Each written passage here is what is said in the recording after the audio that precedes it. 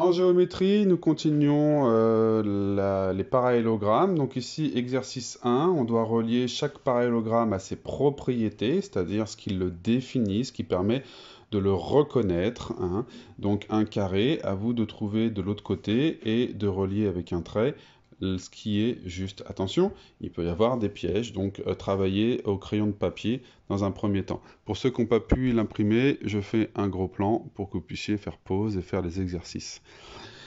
Euh, Exercice numéro 2, donc ici on vous demande de construire un parallélogramme quelconque, n'oubliez pas de le nommer, A, B, C, D, de 4 cm de large et 8 cm de long. Souvenez-vous, la façon dont on l'a fait la semaine dernière. Je vais mettre une petite affiche pour que vous vous souveniez de la façon dont on trace un parallélogramme. Et ici, on vous demande de tracer un losange. Et attention, le losange, on vous donne les mesures des diagonales. Souvenez-vous bien de la définition des propriétés des diagonales d'un losange, hein. Elles sont perpendiculaires et elles se coupent en leur milieu. Donc attention de bien faire les choses comme il faut. Voici pour la première fiche. Et maintenant, on peut faire aussi une deuxième fiche. Donc là, on a de nouveau un petit tableau à compléter. Vous avez des figures ici. À vous de mettre des croix au bon endroit. Si vous pensez que la figure A 4 angles droits, eh ben vous mettez une croix. Si vous pensez que la figure B a 4 angles droits, vous mettez une croix. Donc ici, vous mettez une croix dès que vous pensez que la figure qui est là a cette propriété. Donc, vous regardez 4 angles droits, vous regardez A, B, C, D. Et si vous pensez, il peut y avoir bien sûr plusieurs croix par ligne. Si vous pensez qu'elle a 4 angles droits, vous mettez une croix, puis vous passez à la deuxième propriété. Ses côtés opposés sont parallèles. Est-ce que c'est vrai pour le A? Est-ce que c'est vrai pour le B? Voilà, si c'est vrai, vous mettez une croix. D'accord? Ici, je vous ai fait le parallélogramme, d'accord? Enfin, le rectangle. Il n'est pas à la vraie échelle, hein. Vous regardez, il y a marqué 7 cm ici, mais en fait, ici, quand on mesure, ça fait 4 cm et 7 mm. Non, d'ailleurs, j'ai mal mis mon zéro. Bref, ça fait 4 cm et demi.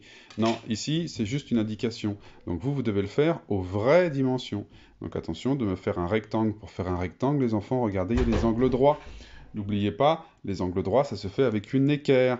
D'accord? Ici, vous avez un parallélogramme. C'est pareil, il faut le faire aux vraies dimensions. N'oubliez pas le parallélogramme, la façon dont on a les règles de construction du parallélogramme avec compas, équerre et tout ça. D'accord? Et enfin, on vous demande sur le cahier de faire un losange dont on vous donne les mesures des diagonales, encore une fois, ici. D'accord? Allez, c'est parti pour la correction. Bien, alors voici la correction du premier exercice de la fiche numéro 4. Donc j'ai essayé de faire de la couleur pour qu'on voit bien, mais bon, au final, c'est pas vraiment très très lisible. Mais ce qu'il fallait bien retenir ici, c'est que notamment le carré, lui, a quatre propriétés a quatre propriétés. Regardez, j'ai marqué ici. Donc le carré, il a ses quatre côtés qui sont égaux. Il a aussi quatre angles droits. Il a ses diagonales de même longueur et ses diagonales sont perpendiculaires. Les côtés sont égaux 2 à 2, c'est pas tout à fait faux, mais on veut dire qu'ils sont égaux 2 à 2. Mais là, vu que ces quatre côtés sont les mêmes, on peut pas utiliser cette formulation-là. D'accord? Donc oui, c'est sûr que par le fait, il a ces deux côtés 2 à 2 égaux, parce qu'ils sont tous égaux. Mais dans ces cas-là, on préfère avoir cette formulation-là. Là, c'est 2 à 2, ça veut dire que les quatre ne sont pas les mêmes. D'accord? Donc le carré, lui, avait ces quatre propriétés-là. Le rectangle, lui, il en avait trois propriétés. Il avait bien sûr quatre angles droits. Il a ses côtés qui sont égaux 2 à 2. Et oui, hein, le rectangle, souvenez-vous, hein, il en a deux qui sont égaux et deux autres qui sont égaux, mais les quatre ensemble ne sont pas égaux. Et enfin, le rectangle, il a ses diagonales qui sont aussi, hein, de même longueur, hein. Par contre, elles ne sont pas perpendiculaires. Concernant le losange, lui, vous voyez, il a deux propriétés. Le losange, il a ses quatre côtés qui sont égaux. Par contre, il n'a pas d'angle droit. Il n'a pas ses deux côtés égaux 2 à 2, comme on vient de l'expliquer. Ses diagonales n'ont pas la même longueur, mais par contre, elles sont perpendiculaires. Donc, le losange, il a ces deux propriétés, celle du tout en haut et celle de tout en bas. Et le parallélogramme quelconque, ben lui, il en a qu'une de propriété. il a celle-ci, les côtés sont égaux 2 à 2, d'accord? Et c'est un quadrilatère. C'est pour ça qu'il est quelconque, c'est-à-dire qu'il a 4 côtés et ses côtés sont égaux 2 à 2. C'est ce qui fait de lui un quadrilatère. Vous voyez que les autres, eux, ils ont la même chose, mais ils ont aussi, comment dire, d'autres propriétés. Pour construire le parallélogramme, donc souvenez-vous, les indications qui nous sont données ici nous permettent d'en tracer une infinité, mais pour bien le faire, il faut absolument que vous ayez des côtés qui sont parallèles. Pour faire des côtés parallèles, les enfants, il vous faut avoir comment dire, l'équerre. Vous faites deux angles droits, d'accord? Vous tracez deux droites perpendiculaires, je veux dire. Vous prenez une mesure ici qui est inférieure à 4 cm, hein, sinon après quand vous prendrez votre compas, ça ne marchera pas. Et ensuite, avec votre compas, vous l'ouvrez à 4 cm. Je vais essayer de le faire.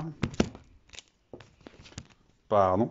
Vous l'ouvrez donc à 4 cm, vous pointez et vous faites un arc de cercle ici. Vous pointez et vous faites un arc de cercle là. Et enfin, vous rejoignez. Et à la fin, bien sûr, vous nommez. Attention au sens, c'est A, B, C, D. On doit lire d'un seul coup comme ça. Si vous marquez A, B et ici C, D, on va lire A, B, D, C. Hein. Quand on nomme un parallélogramme, ça veut dire qu'on doit, on doit nommer les sommets qui s'enchaînent. D'accord? Donc A, B, C, D. D'accord? Ici, le losange, regardez ma construction. J'ai construit mes diagonales, une de 4, une de 10. Bien sûr, mes diagonales, vous les voyez, j'ai pris mon équerre pour faire... j'en ai tracé une de 4, vous voyez. Ensuite, j'ai pris son milieu est à 2.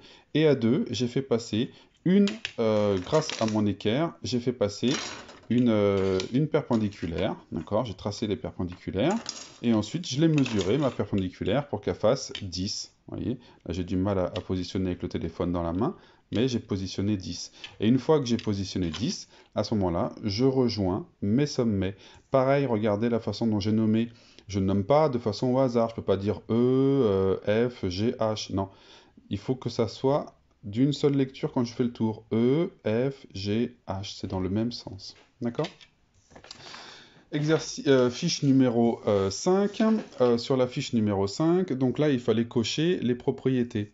Donc, vous les avez ici. Mettez pause si vous avez besoin de vérifier comment dire, vos réponses. Vous remarquez que le A, il n'a aucune croix. Pourquoi est-ce que le A, il n'a aucune croix? Regardons-le. Eh oui, le A n'est pas un parallélogramme. Il n'a pas ces deux côtés égaux, parallèles 2 à 2. Celle-ci et celle-ci, ce côté et celui-ci sont parallèles, mais par contre celui-ci et celui-ci ne le sont pas. Même si c'est un quadrilatère, il n'a pas ces deux côtés égaux 2 à 2, enfin, pas, ces deux côtés parallèles, pardon, 2 à 2, et donc du coup, il ne peut pas être un parallélogramme, donc il n'a aucune de ces propriétés.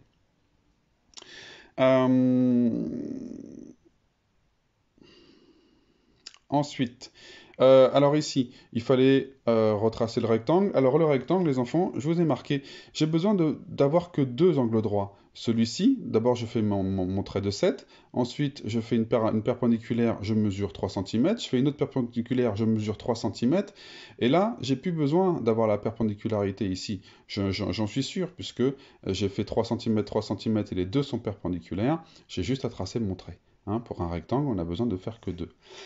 Ici, disons cet exercice était un peu piégeux pour ceux qui l'ont fait. Comment dire, le problème était de savoir à quelle distance je mettais ma diagonale ici. Enfin, ma deuxième droite, ma parallèle.